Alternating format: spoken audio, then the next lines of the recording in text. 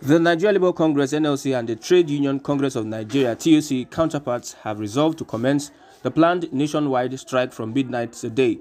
The strike is to protest the battering of the NLC president and others in Owerri, Imo State on November the 1st, as well of the pending labour issues in Imo State. They had on November 7th resolved to declare a nationwide strike by Tuesday, November 14th, if their demands were not met.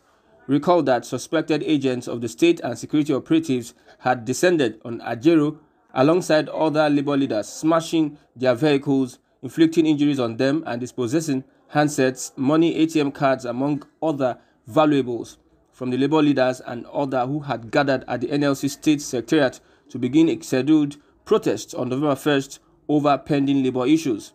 The NLC president, other national leaders of NLC and their TUC counterparts were at the NLC State Secretariat in Owerri to protest, among other grievances, backlog of unpaid salaries and allowances, pensions, gratuities, and non-compliance with the National Minimum Wage Act.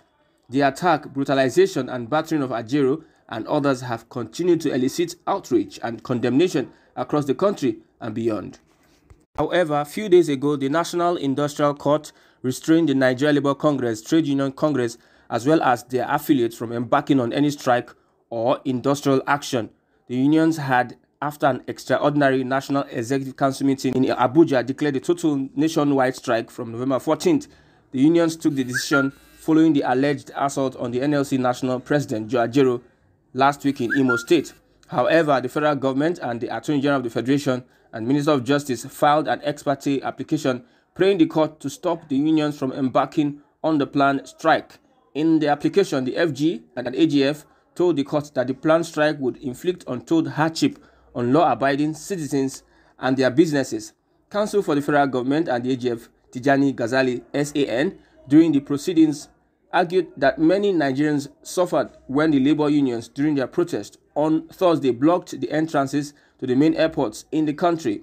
He pleaded with the court that unless the planned strike action is stopped, there may be a likelihood of a breach of peace and tranquility in the country. In his ruling, the president of the court, Justice Benedict Kanyip, cited Sections 17 and 19 of the National Industrial Court Act and ordered the unions to stop their nationwide strike.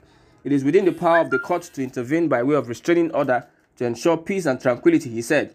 Kanyip directed that the restraining order be pasted on the wall of the Labour House, which is the last known address of the two defendants, to draw their attention to the court's position. The judge also directed that the order, along with the originating and other processes, be served on the defendants by publication in two major national dailies. However, it has been suspected that if the NLC embarks on this strike, the federal government may have no other choice than to apply the use of force. So what are we expecting? Let's see what happens when the NLC embarks and continue on their strike, and let's see how the federal government reacts in correspondence with the Industrial Court's verdict restraining NLC and TUC from going on protests.